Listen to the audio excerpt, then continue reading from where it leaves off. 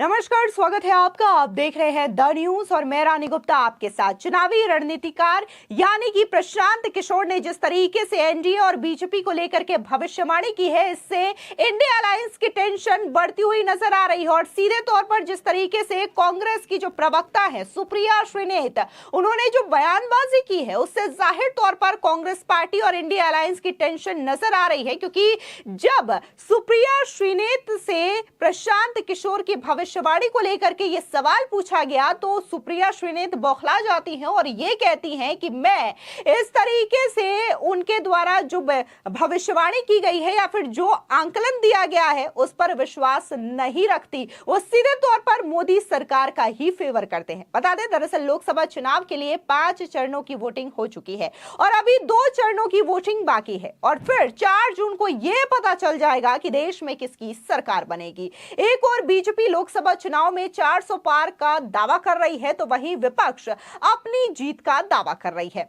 इस बीच चुनावी रणनीतिकार प्रशांत किशोर की सियासी भविष्यवाणी सामने आ चुकी है। दरअसल जन स्वराज पार्टी के मुखिया और चुनावी रणनीतिकार प्रशांत किशोर का मानना है कि इस बार फिर से प्रधानमंत्री नरेंद्र मोदी के नेतृत्व में बीजेपी की सरकार बनेगी। उन्होंने कहा कि केंद्र में मौजूदा बीजेपी सरकार को लेकर के ना तो कोई खास संतोष है और ना ही अल्टरनेटिव की कोई मजबूत डिमांड है। अब इस बयान को लेकर के साफ तौर से कांग्रेस पार्टी और इंडिया अलायंस की टेंशन तब देखने को मिली जब कांग्रेस प्रवक्ता सुप्रिया श्रीनेत ने बयानबाजी की।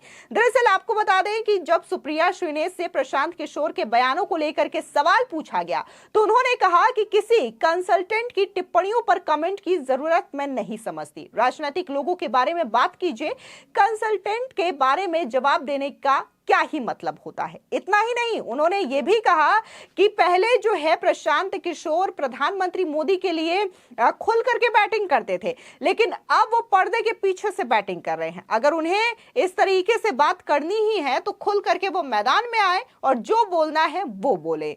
सुनिए सुप्रिया श्रीनेत का ये बयान। देखिए, अव्वल तो मैं कंसल्टेंट्स की बात का जवाब नहीं देती हूं, उन पर टिप्पणी नहीं करती हूं। मैं एक राजनीतिक व्यक्ति हूं, राजनीतिक लोगों पर टिप्पणी करती हूं। पर क्योंकि आपने उनका नाम लिया तो उन पर क्या जवाब देना जो अपना कंसल्टिंग फर्म भी नहीं बचा पा रहे। छोड़िए उन बातों को।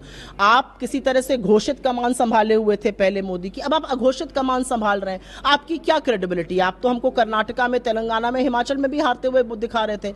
अगर आपको नरेंद्र मोदी का समर्थन करना है तो खुल के बैटिंग करिए ना, मैदान में आइए। इस तरह की अघोषित बन के पर्दे के पीछे से क्यों ये राजनीति करनी है? उनकी क्रेडिबिलिटी पूरी तरह से ध्वस्त हो चुकी है, पूरी तरह से स्वाहा है। असलियत यह है, बीजेपी आज 150 पार करने के लाले पड़े हुए हैं। जिस तरह का जन सुनामी, जिस तरह का जन सैलाब हमारी रैलीज में हमारे लोग आ रहे हैं, चाहे वो इंडिया गठबंधन की बात हो, चाहे वो अकेले कांग्रेस पार्टी की बात हो, लोगों को एक उम्मीद है कि राहुल गांधी, कांग्रेस पार्टी, इंडिया गठबंधन ही भविष्य की नीति तय करेगा।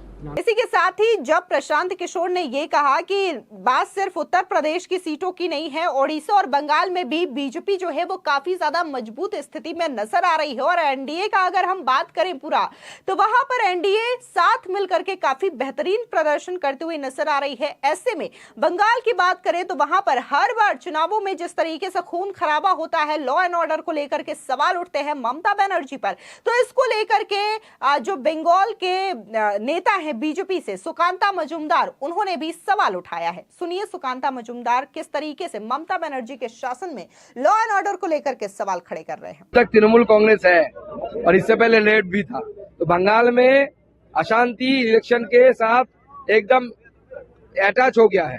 तृणमूल कांग्रेस को हटाने के बाद जब भाजपा की सरकार बनेगी तब जाके यहाँ पे शांतिपूर्ण इलेक्शन संभव है, नहीं तो पूरा शांतिपूर्ण इलेक्शन संभव नहीं है। इसलिए मैं इलेक्शन कमीशन से गुहार लगाऊंगा कि आगे आने वाले 2 चरणों में 25 तारीख और 1 तारीख में जो इलेक्शन होने वाला है उसमें सख्ती बरते, अगर जरूरत पड़े तो और भी ज्यादा सेंट्रल फोर्सेस की तैनाती हो। देखिए, मुख्यमंत्री जब रामकृष्ण मिशन के ऊपर हमला करेंगे, इस्कॉन के ऊपर हमला करेंगे, भारत सेवा संघ के ऊपर हमला करेंगे, जो देश को बनाने के लिए पूरा जिंदगी खपा दिया जिन सन्यासियों ने, उनके ऊपर अगर हमला करेंगे, अपने भाषण से, मंच से बोलेंगे, तो स्वाभाविक है ना उनके जो नीचे कैडर है, जो भूमाफिया है, वो वहां पे सन्यासियों को मार के पीट के उसका जमीन हड़पने में लगा हुआ है। आपको बता दें, दरअसल एनडीटीवी को दिए गए इंटरव्यू में जन स्वराज पार्टी के चीफ प्रशांत किशोर ने यह भी कहा कि प्रधानमंत्री नरेंद्र मोदी 2024 के लोकसभा चुनाव में बीजेपी को एक और जीत दिला सकते हैं। उन्होंने भविष्यवाणी करते हुए कहा कि बीजेपी की सीटों की संख्या 2019 के करीब या फिर उससे अधिक हो सकती है। प्रशांत किशोर ने कहा कि मुझे लगता है कि मोदी के नेतृत्व वाली बीजेपी वापसी कर रही है। उन्हें पिछले चुनाव के समान ही सीटें मिल सकती है या थोड़ा बेहतर प्रदर्शन कर सकते हैं। बता दें कि बीजेपी को 2019 में 303 सीटें मिली थी। अब प्रशांत किशोर ने आगे ये भी कहा कि हमें बुनियादी बातों पर ध्यान देना चाहिए। अगर मौजूदा सरकार और उनके नेता के खिलाफ गुस्सा है तो संभव है कि चाहे कोई भी विकल्प हो, लोग उन्हें वोट देने का फैसला कर सकते हैं। अब तक हमने ऐसा नहीं सुना कि मोदी जी के खिलाफ व्यापक जन आक्रोश है। निराशा है, अधूरी आकांक्षाएं हो सकती है, लेकिन हमने व्यापक आक्रोश के बारे में नहीं सुना है। बीजेपी के 370 और एनडीए के 400 पार सीटों से जुड़े सवाल पर प्रशांत किशोर ने कहा कि अगर बीजेपी 275 सीटें जीतती है तो उनके नेता ये नहीं कहेंगे कि हम सरकार नहीं बनाएंगे, क्योंकि हमने दावा किया था कि हम 370 सीटें जीतेंगे। इसलिए हमें यह देखने की जरूरत है कि क्या उन्हें बहुमत का आंकड़ा 272 मिल रहा है या नहीं। राजनीति और बकवास चलती रहेगी। जो लोग बयानबाजी कर रहे हैं वो ऐसा करना जारी रखेंगे, मगर मुझे कोई रिस्क नहीं दिखता और एनडीए सत्ता में वापसी कर रही है। आपको बता दें, दरअसल प्रशांत किशोर की यह भविष्यवाणी ऐसे वक्त में आई है जब दिल्ली के मुख्यमंत्री अरविंद केजरीवाल ने मंगलवार को यह दावा किया कि 4 जून को इंडिया अलायंस की सरकार बनेगी। अरविंद केजरीवाल ने यह भी कहा कि इंडिया अलायंस को 300 से अधिक सीटें मिलेगी और नरेंद्र मोदी की सरकार जा रही है और 4 जून को इंडिया अलायंस की सरकार आ रही है। वर्चुअल प्रेस कॉन्फ्रेंस को संबोधित करते हुए अरविंद केजरीवाल ने कहा कि इंडिया अलायंस देश को स्थायी सरकार देगी। अब दूसरी ओर जिस तरीके से प्रधानमंत्री मोदी को लेकर के यह हमला केजरीवाल की ओर से किया गया, तो प्रयागराज में जब प्रधानमंत्री मोदी रैली को संबोधित करने के लिए पहुंचे तो उन्होंने न सिर्फ विपक्ष बल्कि पूरी की पूरी परिवारवाद जिस तरीके से किया जाता है राजनीति में, इस पर भी खुल करके प्रहार किया है। एक बार आप भी सुनिए कि प्रयागराज में आयोजित रैली में प्रधानमंत्री मोदी क्या कह रहे हैं। आज जब भारत आगे बढ़ रहा है तो हर देश प्रेमी इससे खुश है, लेकिन आप देखिए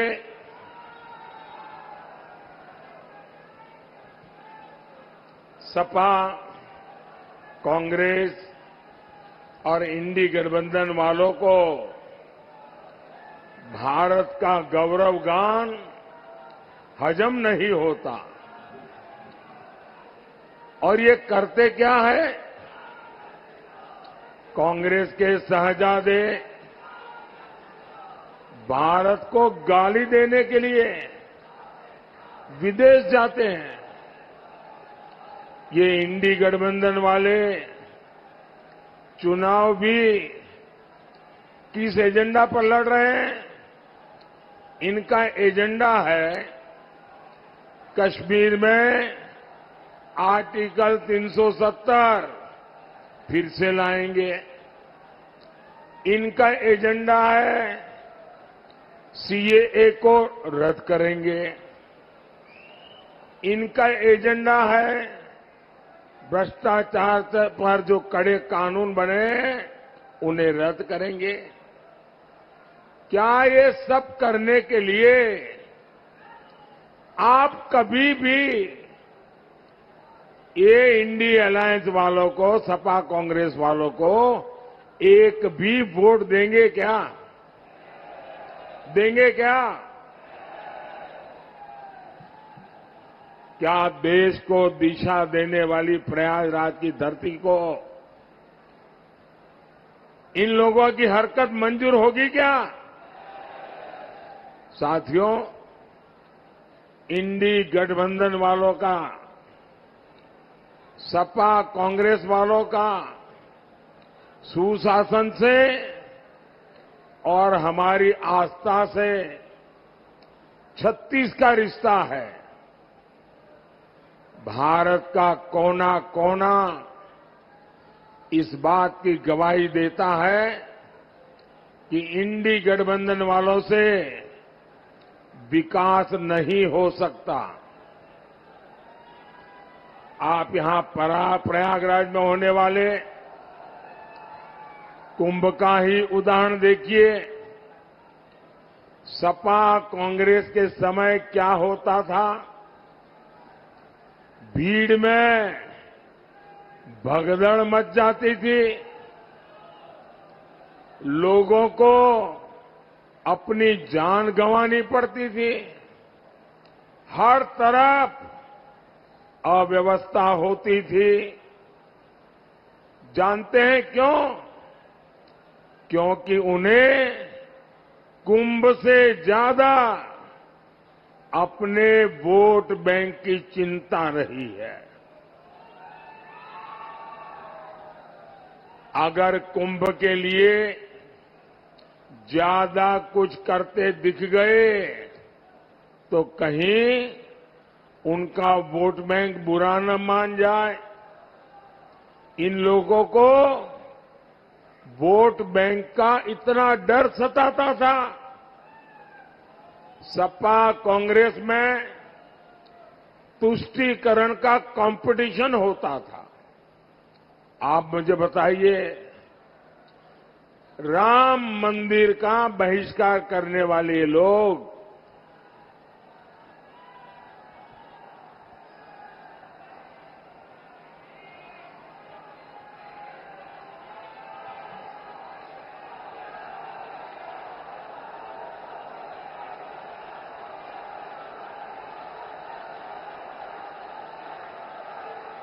राम मंदिर का बहिष्कार करने वाले लोग सनातन को डेंगू, मलेरिया कहने वाले ये लोग अगले साल होने वाले कुंभ को क्या कभी अच्छे से करने देते क्या? साथियों, मोदी का मंत्र है विकास भी विरासत भी। अभी अयोध्या में भव्य राम मंदिर बना है। अब निषाद राज के श्रृंगवेरपुर का विकास भी किया जाएगा। श्रृंगवेरपुर राम वनगमन पथ का प्रमुख तीर्थ बनेगा। क्या सपा कांग्रेस वाले कभी भी ये काम करेंगे क्या? सपा कांग्रेस के शहजादों को अपने परिवार के आगे कुछ भी दिखता नहीं है।